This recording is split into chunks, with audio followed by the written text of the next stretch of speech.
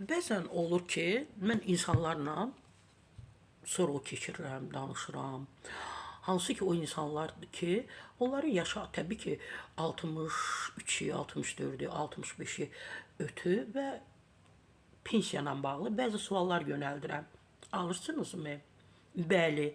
Nə qədər? 220 manat. Deyirəm, niyə 220 manat? Siz çalışmamısınız? Deyir, çalışmışıq. 22 ildir əmək kitabçamda mənim işim yazılıb. Amma dövlət məndən 25 il istəyir. Digəridir ki, mən 17 il dövlətdə, bu dövlətdə çalışmışam və məndən hər ay vergi tutulub. Komsomola tutulub, partiya tutulub, belə.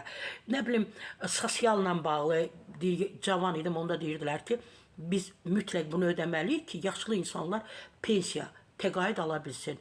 Deyir, varım da 17 il əmək kitabçamda mənim əməyimi göstərən, fəaliyyətimi göstərən illər qeyd olunub. Amma mən işsiz kimi bu dövlətdə qeydiyyata alınmışam və mənə 220 manat dövlət yaşıma görə pensiya, təqaüd ödəyir. Niyə? Niyə görə bu məsələyə baxılmır? Hörmətli millət vəkilləri, hörmətli Milli Məclis. Niyə görə bu məsələyə baxılmır?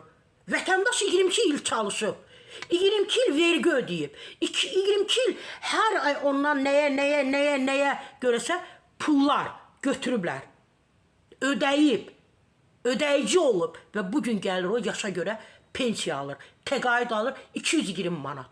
Niyə? Bəs onun 22 ili, 17 ili, 18 ili, bəs onları hara yazaq?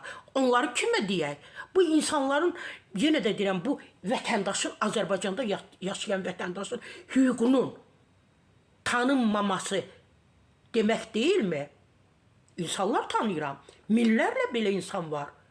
Dövlətdə çalışıb, zavodda, fabrikdə illərin verib, həyatını verib, gününü verib, zamanını verib. Bugün o 220 manat yaşa görə pensiya alır. Mən xahiş edirəm, hörmətli millət vəkilləri, hörmətli Milli Məclisimiz, bu məsələni gündəmdə saxlayın, bu məsələni müzakirə edin. İnsanın 22-23 il, 24 il əməyi var, əmək kitabçası var, amma 220 manat yaşa görə pensiya alır.